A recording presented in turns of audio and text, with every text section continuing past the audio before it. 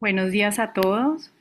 Es un gusto para mí hoy presentar a nuestro invitado, quien es el doctor Mauricio Giraldo. Él es médico de la Universidad Tecnológica de Pereira e hizo el posgrado en oftalmología en la Universidad del Valle, es nuestro exalumno. Y después hizo un fellowship en neurooftalmología en la Foscal. Y al terminar, continuó sus estudios allá mismo en la Foscal e hizo el fellowship de oftalmopediatría y estrabismo. Actualmente trabaja en Pereira en la unidad oftalmológica láser, en diagnóstico oftalmológico Pereira, en la unidad neonatal de la Clínica Confamiliar de Pereira y es docente de la UTP y del Hospital San Jorge. Entonces, le hemos invitado al doctor Mauricio para que nos dé esta charla de un tema tan importante para todos, ya que los oftalmólogos con frecuencia recibimos estos pacientes y en ocasiones sufrimos bastante y no sabemos qué hacer o cómo abordarlo para llegar a una conclusión de que es un paciente simulador.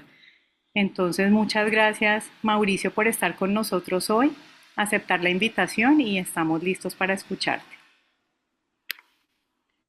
Bueno, muchísimas gracias por esta maravillosa invitación. No sé si ahí me están escuchando. Sí, Sí. perfecto. Ok, entonces iniciemos con la charla de abordaje del paciente simulador. Bueno, en realidad el abordaje del paciente simulador en algunas ocasiones es algo complejo y es algo que vamos a ver en nuestra vida diaria como oftalmólogos. El abordaje del paciente simulador es un desafío para nosotros como oftalmólogos, porque el paciente muchas veces quiere buscar una ganancia secundaria y lo segundo es que la visión es subjetiva y lo que siente el paciente es subjetivo. Entonces uno, como de buena manera, uno le crea al paciente. Si el paciente dice, no, mira, es que yo veo una mancha negra, yo veo una mancha roja, yo veo una mancha amarilla, pues uno le confía en lo que le está diciendo el paciente. Y es ahí donde persiste la dificultad y nosotros tenemos que identificar la causa del problema preexistente. Por ejemplo, uno dice, no, es que yo veo como luces amarillas, como visiones amarillas, entonces uno dice, ah, podría ser digoxina, pero cuando uno encuentra la causa, uno puede decir, uy, ¿qué estará pasando? Entonces es necesario comprender y tener estrategias para abordar este tipo de pacientes y así realizar un diagnóstico y un tratamiento adecuado en este caso. La definición de un paciente simulador en oftalmología es aquel paciente que exagera, en algunos casos inventa síntomas oculares, con el objetivo de obtener alguna ventaja, ya bien sea médica, compensación financiera o atención especial. Semanalmente yo tengo pues unos amigos que son abogados y semanalmente ellos me están enviando muchos pacientes para que les dé la historia clínica porque sirve para calificación de invalidez o para obtener la pensión. Entonces, esto es delicado a lo que nos está enfrentando. Y algunos pacientes pueden presentar síntomas que no se corresponden con las pruebas subjetivas. Por ejemplo, no es que yo no veo bien, yo no veo absolutamente nada por el ojo derecho y uno lo empieza a examinar y el ojo derecho no presenta ningún tipo de alteración pupilar, no presenta defecto pupilar aferente. Entonces no es congruente. Y muchos pueden resistirse al examen físico, como me ha tocado. Ay, no, doctor, es que me mareo, no soy capaz de dejarme examinar, me molesta la luz. Y entonces esto per se es un reto diagnóstico. Y per se para llegar a un tratamiento no es tan fácil. Y diferenciar entre un paciente que exagera los síntomas y un paciente que verdaderamente experimenta una condición médica real, es ahí donde existe la dificultad. Y a veces hacerlo con precisión no es tan sencillo. Es por eso que estamos en esta charla. Y entonces hay muchas causas de comportamiento que pueden simular la visión y que pueden ser complejas y multifactoriales. Desde algún paciente que presente un trastorno mental, por ejemplo la hipocondriasis, que dice yo estoy enfermo, a veces el paciente está deprimido, a veces el paciente tiene un trastorno conversivo que nos llegan, a veces los pacientes tienen alguna motivación secundaria y entonces quieren una discapacidad médica, necesitan una compensación financiera, aquellos que están buscando la pensioncita, a veces en litigios, demandas, Yo, por ejemplo, he tenido pacientes aquí que han tenido accidentes en el trabajo y llegan para que les califique unos la visión, entonces no es tan fácil y esto hay que tener mucho cuidado. En algunos casos simplemente lo utilizan para llamar la atención o para algún tipo de sufrimiento, no necesariamente físico. Por ejemplo, en los niños es muy común que exageren los síntomas porque están fallando en el colegio, porque hay un problema familiar y entonces esto se ve en la consulta clínica. Y hay algunos factores sociales como la influencia de otros, la cultura, las normas, que hacen que el paciente diga que tiene algún problema de visión. Cuando uno se encuentra a un paciente simulador, para no tildarlo de simulador en la historia clínica, la literatura nos dice que nosotros podemos colocarle pérdida visual no orgánica. Este es el diagnóstico que yo más coloco en mis historias clínicas. Entonces yo no coloco que el paciente está simulando o ceguera facticia, sino pérdida visual no orgánica. Entonces, esto es algo que nos puede ayudar, porque al uno colocar pérdida visual no orgánica o de causa no orgánica, entonces el paciente uno lo puede llevar más fácilmente. Hay otros que les colocan pérdida visual funcional, que también sirve y así lo podemos encontrar en la literatura. Disminución de la visión funcional, lo podemos colocar así en la historia clínica para no colocarle simulador. Otros que sí de una les colocan simulación o paciente simulador. Hay otros que colocan desorden conversivo de la visión. Hay otros que colocan pérdida visual facticia, otros fenómenos histéricos, pérdida visual histérica y hasta el síndrome de Munchausen. Sin embargo, este es otra cosa y el paciente ya busca otra ganancia secundaria, pero en la literatura podemos encontrar estos sinónimos y cuando nos referimos a este tipo de títulos en la literatura, entonces nosotros decimos el paciente está simulando. Listo, sigamos entonces. El doctor Lee nos dice que nosotros tenemos que tener dos objetivos y tres características para evaluar en un paciente simulador. Primero, que a nosotros al hacer un examen normal no encontremos ninguna causa orgánica o fisiológica que explique los síntomas. Es decir, usted le toma la visión, el paciente dice que no ve, pero no hay ningún defecto pupilar aferente, la córnea está bien, el iris está bien, la retina está bien, el nervio óptico está rosadito y uno dice, aquí qué está pasando.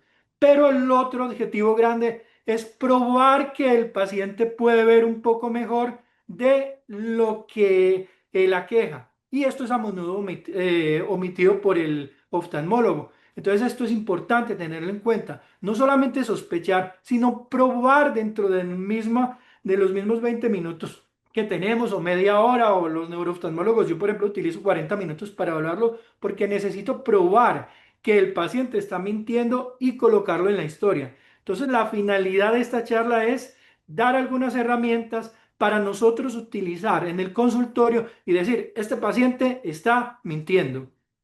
A veces hay exageración de los síntomas, a veces hay incompatibilidad entre los síntomas y las pruebas que ya vamos a ver, y algunas veces el paciente resiste el examen físico. No, doctor, es que esa luz me molesta. No, doctor, es que usted si me apaga la luz yo no veo nada. No, doctor, es que me voy a caer. Entonces usted ve entrando al paciente que le refiere una visión de cuentadedos y caminando y no se estrella con las sillas, se sienta en la parte de la lámpara de hendidura para uno examinarlo. Entonces dice, venga, aquí no hay congruencia. ¿Cómo es que dice un movimiento de manos o un percio de luz o un NPL y camina y no se estrella con las cosas? Uno dice, milagro.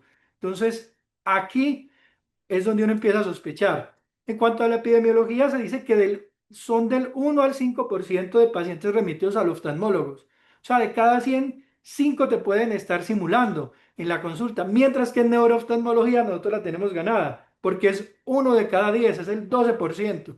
Entonces ahí es donde es importante que los neurooftalmólogos tengamos muy en cuenta esto, porque lo que no entendemos en oftalmología, lo que no le encontramos, ¿para dónde se remite? Para neurooftalmología. Entonces dicen, ellos son los que nos resuelven este chicharrón y muchas veces nos sueltan a nosotros ese tipo de pacientes y es uno de cada 10. Y es más alta la incidencia en jóvenes de las personas de 11 a 20 años y más que todo en mujeres, mujeres jóvenes. Y en Estados Unidos se gastan más de 500 millones de dólares por año en discapacidades fraudulentas. Eso es solo en Estados Unidos. Aquí en Colombia muchos pacientes dicen, deme por favor la incapacidad, necesito que me ayude. Entonces, aquí está, aquí esto no se mide y yo creo que esto es una que deberíamos tenerlo en cuenta. En cuanto a motivos de consulta, el paciente te va a consultar a ti, doctor, es que no veo bien por un ojo, doctor, es que no veo bien por ambos ojos, doctor, es que por un ojo veo bien o por el otro veo muy, muy, muy mal. Es muy raro que el paciente te consulte por ceguera total y es muy, muy común que el paciente diga, doctor, es que yo me golpeé con la mesa, doctor, es que yo me caí, doctor, es que yo me golpeé con la puerta, un trauma leve y no hay congruencia con la visión con el trauma leve. Entonces, esto es muy, muy común en el examen oftalmológico y en la anamnesis, que el paciente aqueje esto.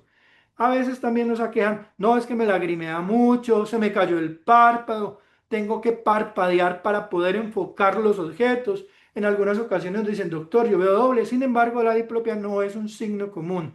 Generalmente es, doctor, me duele y tuve un golpecito, me golpeé contra una puerta, contra el escaparate. Esto es lo común y desde ahí veo mal por ese ojo.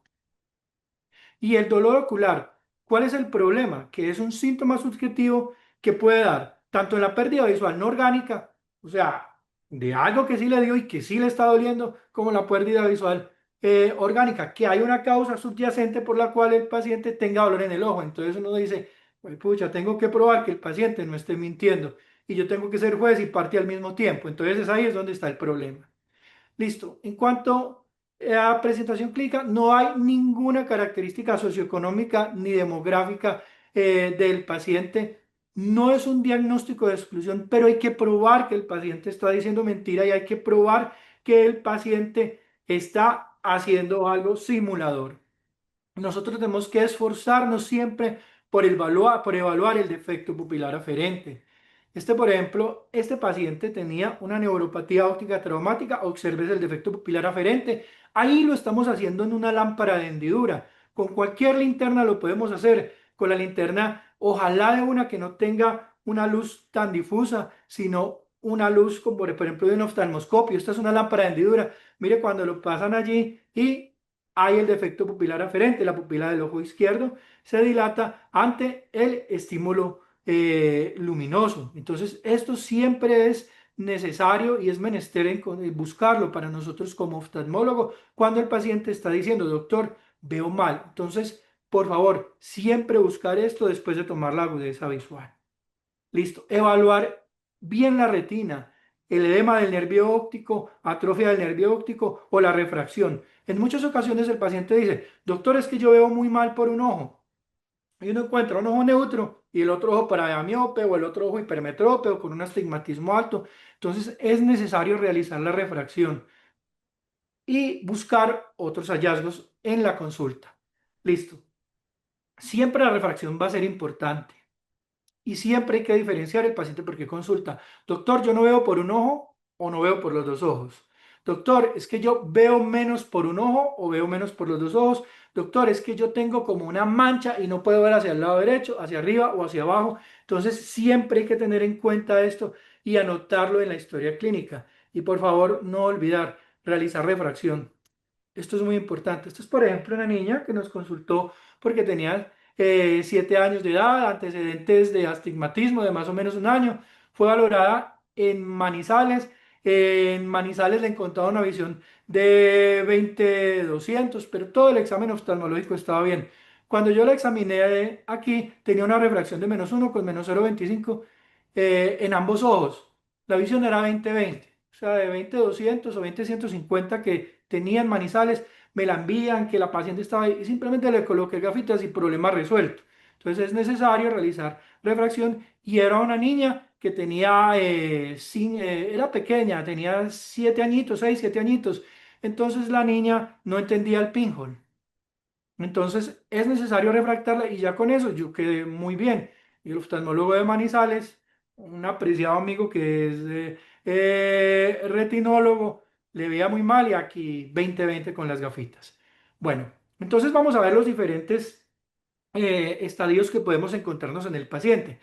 Entonces, miremos a aquel paciente que nos consulta por ceguera binocular. El que dice, doctor, yo no veo bien por ninguno de los dos ojos. Y entonces hay test no visuales para poder saber si el paciente está mintiendo.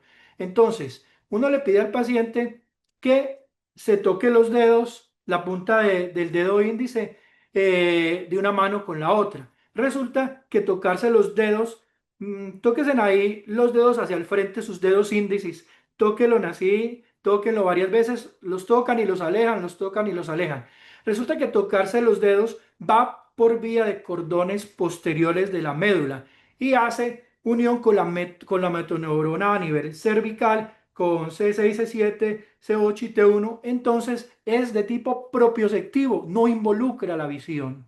Entonces, si el paciente no lo hace, entonces está simulando, porque tendría que tener una alteración a nivel de la columna cervical para no hacerlo.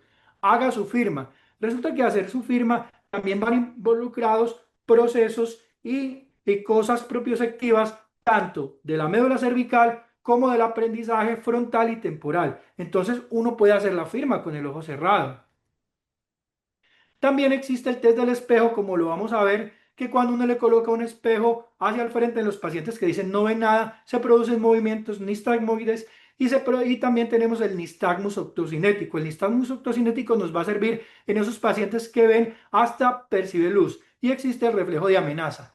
Esto es en ceguera binocular. Cuando el paciente nos enfrentamos a que dice que por un ojo no ve, entonces nosotros tenemos la disminución de la visión de un solo ojo. Tenemos los test no visuales, que es tocarse el dedo índice de una mano con la otra. Haga su firma, lo podemos hacer. Y allí ya tenemos otra herramienta que se llama el test de emborronamiento. Tenemos el test de estereoxis y tenemos el test de disociación prismática, que ya lo vamos a ver. Y tenemos el test de las luces de Ward con las luces rojo-verde. Y tenemos el test de Ichihara. Recordar que los pacientes que pueden ver las láminas de Ichihara tienen una visión entre 20-200 a 20-400. Usted no debe hacer ni campo visual ni Ichihara en un paciente que tenga visión peor de 20-400 porque no le va a dar. Ahí ya se encuentra alterado. Y podemos hacer el test de cicloplegia. Colocamos solución salina en el ojo malo y emborronamos en el otro ojo a ver si el paciente lo está haciendo. Este generalmente, pues poco se hace, pero existe en la literatura y uno lo puede hacer. Entonces, hay aplicaciones que nos van a ayudar, por ejemplo, el iHandbook. Tú lo puedes bajar por iPhone o por Android, está completamente gratis. Entonces, nos dan escalas para la visión y nos pueden dar el test de Berchowski y nos dan también el test de tambor octocinético. Y hay algo que es la pantalla que nos sirve. Entonces, uno en la pantalla también tiene el juego de letra ascendente. Uno le coloca entonces al paciente 20-10, luego va subiendo y le dice, ve la letra, no la ve, le voy a colocar uno más grande, no la ve, le voy a colocar uno más grande. Entonces el paciente, cuando uno está llegando al 20-20 o 20-30 o 20-40, el paciente dice, sí, yo ya la veo, pero uno siempre arranca desde 20-10 a ir subiéndola, subiéndola, subiéndola. Esto lo hace uno en el paciente que está viendo borroso y es una manera uno de confundir al paciente y de agarrar al paciente en la mentira. Listo. Vamos a hablar entonces acerca de ceguera funcional mono y binocular. Entonces existe la prueba de los dedos. Mire, por ejemplo, esta es una paciente que dice que uno le tapa los ojos y no está simulando y mire cómo se coloca los dedos. Uno hace la prueba de propiosección, la que nos enseña para evaluar el cerebelo y uno simplemente junta y separa los dedos, junta y separa los dedos. El paciente que está bien lo hace o el paciente que tiene una ceguera visual verdadera lo hace. Entonces uno le pide que junte los dedos y lo hace. Esto es lo normal. Pero hay pacientes que simulan y mira lo que hace esta señora. Doctor, yo no veo nada. Y al hacerlo simplemente lo separa los dedos. Esa paciente está fingiendo porque el cerebelo, cordones posteriores, médula cervical y las manos están bien. Entonces esta es una verdadera simuladora. Y es una herramienta muy sencilla para uno realizarlo en nuestro consultorio. Demora 10 segundos. Y esto es para ceguera visual binocular, pero ustedes también lo pueden hacer en monocular. Simplemente tapan un ojito. Entonces el paciente decía, no doctor, yo no veo bien por el ojo izquierdo. Entonces le pongo un parche en el ojo izquierdo, hago la prueba de los dedos en el ojo derecho, lo hace bien, pero al hacerlo en el ojo izquierdo, mira lo que hace. Entonces uno dice, ve, este desgraciado nos está mintiendo, mire, tiene una ceguera visual de causa funcional o está buscando algo más. Entonces, son cosas sencillas para uno evaluar el paciente que dice que no ve absolutamente nada, no necesita de ninguna herramienta. Listo. Existe también la prueba del espejo. Entonces, esta señora consultaba, ella era una empleada del hospital que porque no veía absolutamente nada en ambos ojos. Entonces, uno le toma un espejo y solo empieza a girar sobre sí misma. Entonces, cuando lo gira, la paciente realiza movimientos nistagmoides de la visión. Entonces, mire cómo empieza a ver un pequeño nistagmus a realizarle la prueba del espejo. Mírenlo ahí cuando se le pone el espejo enfrente y se gira. Se produce estos movimientos nistagmoides en los pacientes que dicen que no ve nada. Entonces, esto es importante utilizarlo, es importante tenerlo y yo en mi consultorio yo manejo un espejito. ¿Esto por qué lo hace? Parece que hay un reflejo de la mácula intentando buscar el ojo y por eso se producen estos movimientos nistagmoides. Paciente que no ve, agarre un espejito y muévalo al frente hacia los lados. Y si hay movimientos nistagmoides, están mintiendo. Entonces, desenmascaramos pacientes. Esto se produce por el reflejo de acomodación, convergencia y miosis y entonces al intentar centrar la visión sobre sí mismo se producen los movimientos del nistagmus en el ojito. Listo. Entonces, esto es una manera de identificarlo. Esta, por ejemplo, es una paciente que consultaba y tenía una neuropatía óptica isquémica. Obsérvese que no hay defecto pupilar aferente. Siempre, por favor, buscar el defecto pupilar aferente.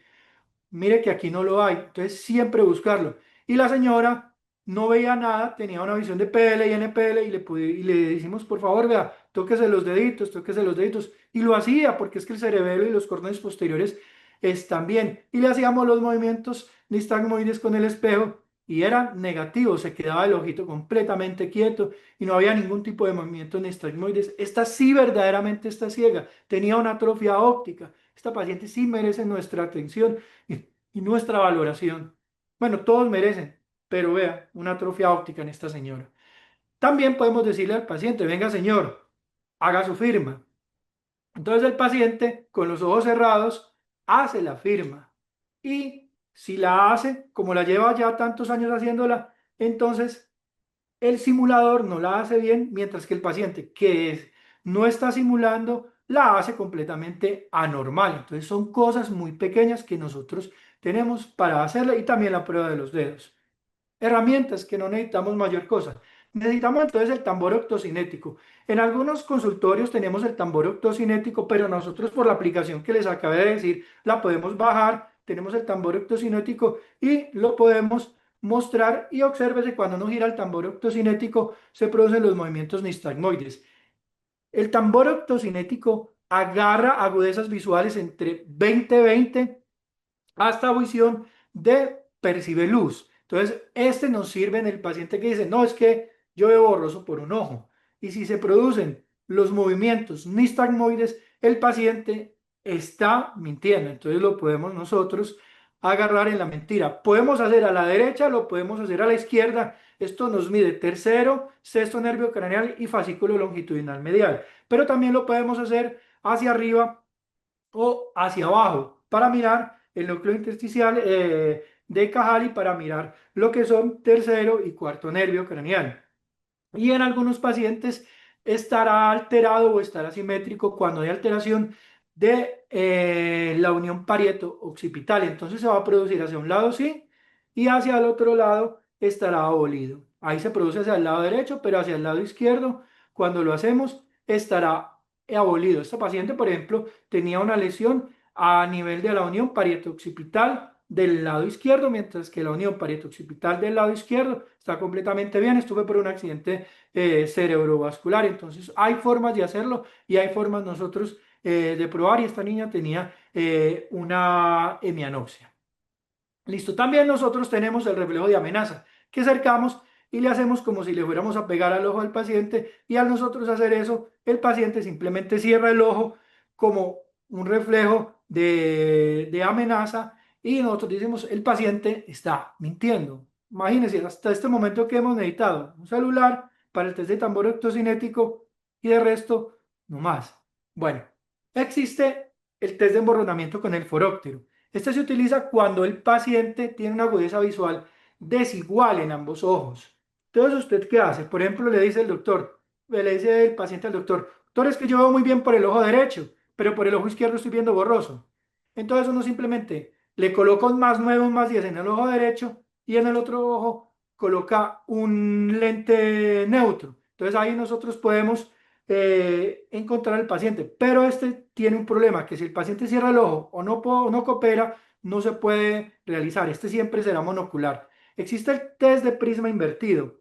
Entonces uno simplemente le coloca un prisma de base inferior. Esto es por las divergencias de fusión. Entonces uno le coloca un prisma de base inferior en el ojo que está viendo bien y le pide al paciente que mire la letra. Si el paciente está simulando, el paciente simplemente va a ver dos pantallas en el ojo bueno. Entonces es bueno tener un prismita para ello. Este, por ejemplo, es un paciente que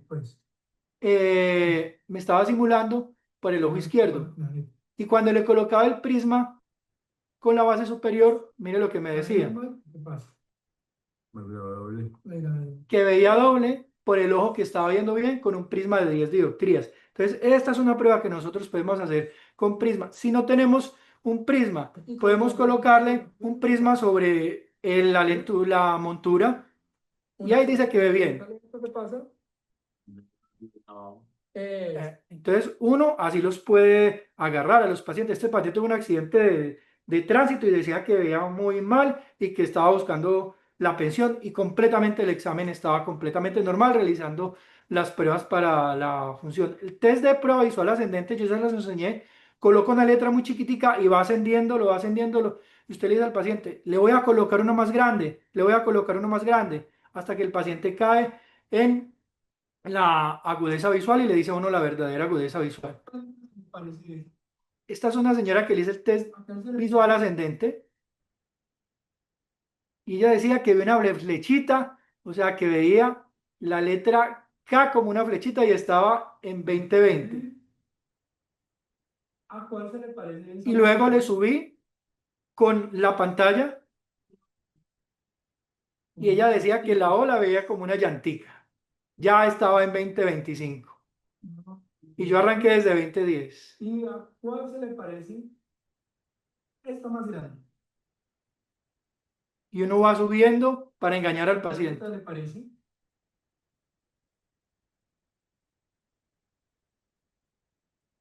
¿Cuál es la letra? Esa sí está más grande. ¿A qué letra se le parece?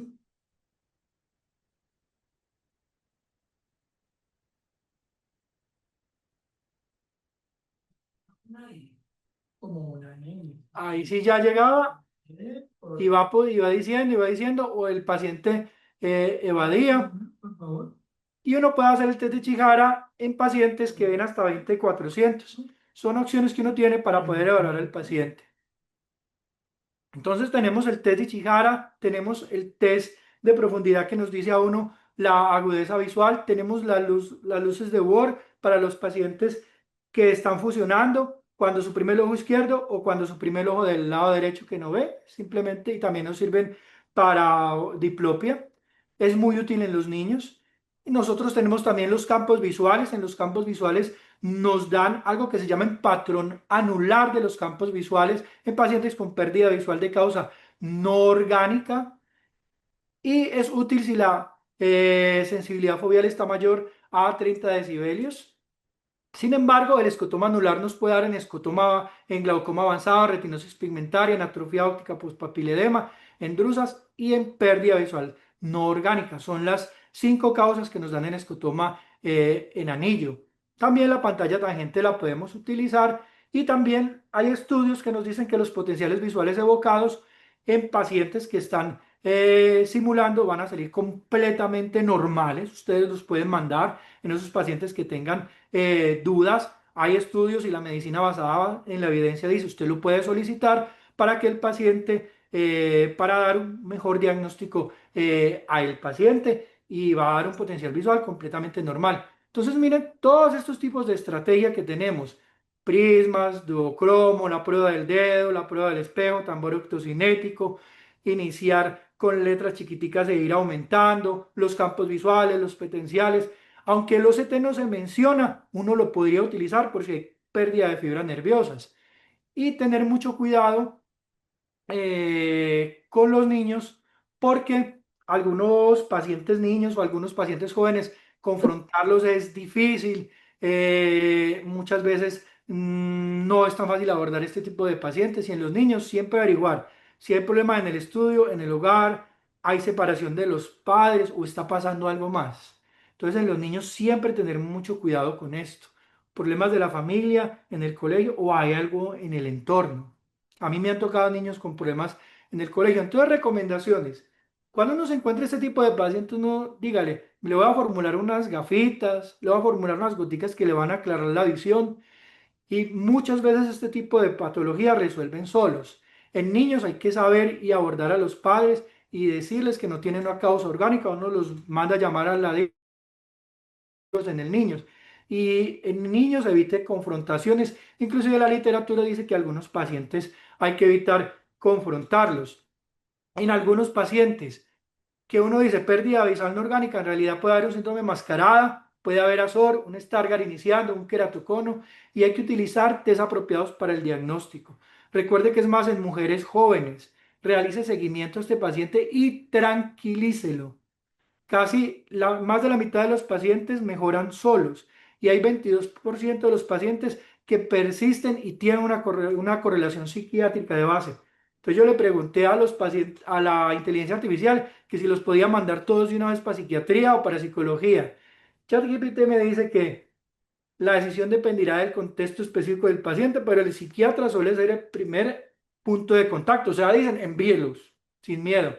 En chatbot nos dice que hay profesionales en salud mental que nos podrían ayudar para esto, para comprender y para dar una solución apropiada a su patología. Y en Meta también le pregunté y también dice lo mismo. O sea, uno de entrada no hay que tenerle miedo a estos pacientes, hablar con ellos. Les dice, la psicología, la psiquiatría te puede ayudar según la inteligencia artificial. Pero cuando uno lee esto en los libros, dicen que no los afronte de una manera tan frentera.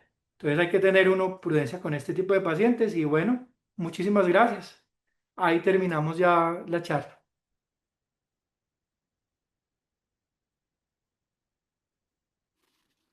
Mauricio, muchas gracias a ti. Muy interesante tu charla, muy útil, muy importante para todos saber todas estas pruebas posibles que podemos hacer.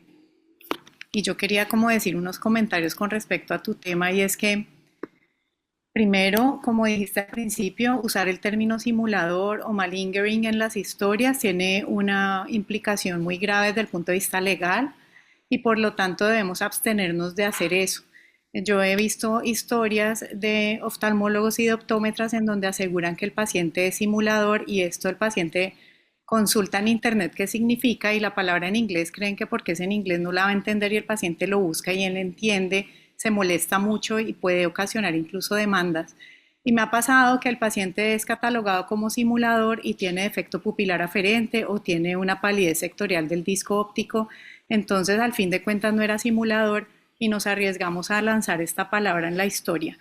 Cuando en realidad sí es simulador, entonces, pues es muy importante que al principio nos ganemos la confianza del paciente antes de empezarle a explicar que estamos pensando que en realidad no tiene ninguna patología. Cuando uno se va ganando la confianza del paciente poco a poco, uno ve que al final terminan pues leyéndole a uno las letras que al principio no leían, y uno mirar el comportamiento visual cuando uno no está con el paciente. Entonces, mientras uno lo está dilatando, uno se asoma, lo mira en la sala de espera, muchas veces están chateando, o uno les pide los exámenes que el paciente trae de su accidente laboral, y ellos son capaces de buscar en la carpeta la hojita donde está el dato. Todas estas cosas nos ayudan pues a darnos cuenta que el paciente tiene más visión de lo que el paciente está diciendo. Y los exámenes objetivos como el potencial visual evocado y la tomografía de nervio y mácula son importantes no porque nos aporten algo más de lo que estamos viendo en el examen oftalmológico, sino que son exámenes que soportan que el paciente no tiene nada, y en temas legales como una demanda por un accidente de tránsito o una ARL que está pidiendo el paciente incapacidad o pensión, nos ayudan a sustentar nuestro diagnóstico de que el paciente no tiene una patología visual que explique la disminución de la visión. Entonces recurrir a estas cosas pues es útil, y a veces terminamos haciendo más exámenes de los que en realidad necesitamos, pero es porque necesitamos sustentar que el paciente no tiene nada con algo objetivo y no solamente lo que el paciente está respondiendo en el examen oftalmológico. Sí, este tipo de pacientes a veces es complejo, son complejos porque refieren mucha sintomatología y cuando uno los empieza a examinar no tenían absolutamente nada. A veces unas gafitas le solucionan a uno el problema. Así como he tenido niños con miopía o astigmatismo. Una vez tuve un caso de un paciente simulador que decía, doctor, es que yo no veo nada. Y simplemente preguntándole si veía bien, si veía mal de lejos o de cerca, y era porque el paciente decía, es que yo veo tanto mal de lejos como de cerca, y tenía era un astigmatismo y tenía una hipermetropía, aunado a ello tenía una presbicia. Entonces el paciente, yo le dije, venga, es que usted ve mal por una presbicia y eso le pasa a todo el mundo después de los 40 o 45 años. Y le coloqué las gafas para presbicia y él mismo empezó a leer. La señora se enojó con él. La esposa le dijo, si ve, yo le dije que eso era por la edad. Yo le dije que eso todo el mundo le daba. Y mismo el paciente pues, asumió esto, se contentó y salió muy contento de la consulta. A veces son cosas sencillas, pero a veces el paciente tiene cosas psiquiátricas que uno tiene que ayudarse con otro tipo de profesionales para uno brindar una atención de manera holística e integral de su patología. Entonces esto es importante tenerlo en cuenta también. Sí, nosotros que vemos tanta ARL, pues ahí es muy importante tenerlo en cuenta porque cuando el paciente está recibiendo una incapacidad puede prolongarse este síntoma visual que uno sabe que ya debería haber resuelto y uno tiene que mirar el familiar como parte de este cuadro, ¿no? Y darse cuenta si el familiar es un cómplice, que muchas veces lo son, o por el contrario es una persona que le pueda a uno ayudar a sacar al paciente de este empantanamiento en el que muchas veces se quedan mucho tiempo. Entonces, tener en cuenta al familiar y hacerlo parte de la consulta y del diálogo a veces también nos ayuda bastante. No Sí. sé si alguno de los que están conectados tienen preguntas para el doctor Giraldo. El doctor Marín levantó la mano. Buen día a todos, Mauricio. Muchas gracias por la charla. Yo tengo una pregunta y es, estas pruebas, que son muy fáciles, muy prácticas, desde el punto de vista legal, ¿qué validez tienen a la hora de uno anotar en la historia de que la prueba del espejo dio esto? O sea, estas Sí. pruebas, yo sé que cuando uno hace OCTs, cuando uno hace pruebas de función retinal, digamos, eso sí es pues, tiene un peso desde el punto de vista legal, pero estas otras pruebas, desde el punto de vista legal, me pareció muy interesante tu charla, muchas gracias, pero desde el punto de vista legal, esto, ¿qué validez tiene?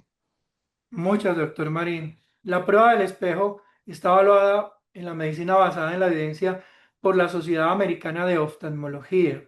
Aquí inclusive te voy a mostrar, tú lo puedes encontrar acá, www.aao.org, Images Mirror Test. Entonces tú lo puedes buscar y tú lo puedes evaluar. Esto que estamos hablando es medicina basada en la evidencia. Entonces no tengan miedo, la pueden colocar. Inclusive aquí haya ahorrado una parte. Estas son las imágenes que muestran del Colegio Americano de Oftalmología y todas las que les he dicho están basadas en medicina basada en la evidencia.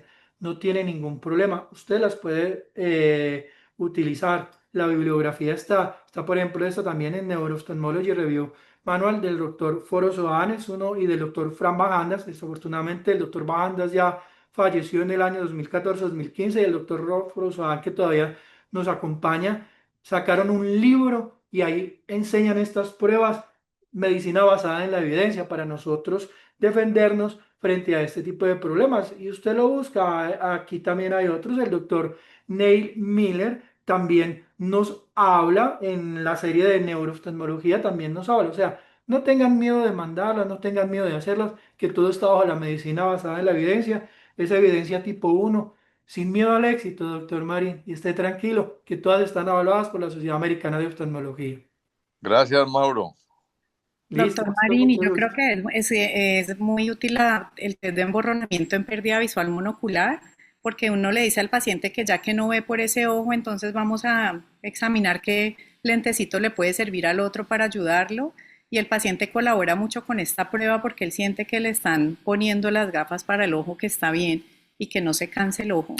Entonces se emborrona el ojo bueno y se empieza en realidad a revisar el ojo afectado y pues es algo que usted tiene que explicar en la historia, digamos llegando a su pregunta es que así como uno hace la prueba uno la tiene que explicar. Se emborronó el ojo sano, el ojo derecho, encontrándose que el paciente logró una visión de 20/20 en el ojo izquierdo, que es el ojo por el cual el paciente refiere no ver. Entonces, de esta forma queda claro para cualquiera que lo lea que el paciente pues está viendo bien por el ojo por el que dice que no ve.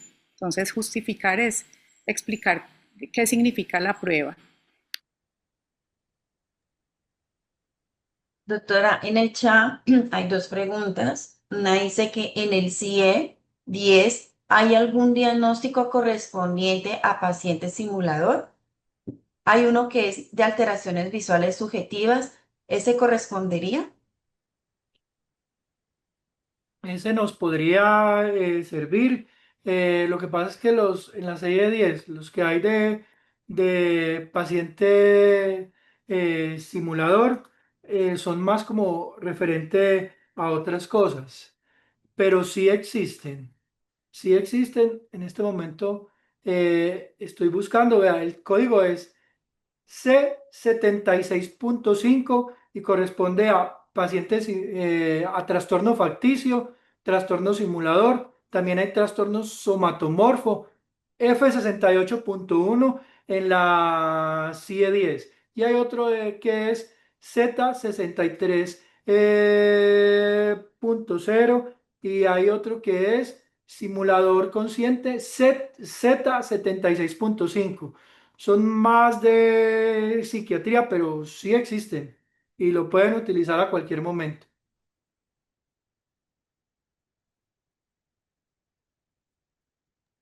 ¿Alguien más tiene preguntas para el doctor? Doctora, no tengo más preguntas en el chat. Mauricio, muchísimas gracias por habernos acompañado hoy. Muy interesante tu conferencia y muchas gracias a todos por asistir. Es con mucho gusto y muchas gracias por la oportunidad a todos. Muchas gracias. Feliz día. Gracias, Muchas hasta gracias. luego. Hasta luego.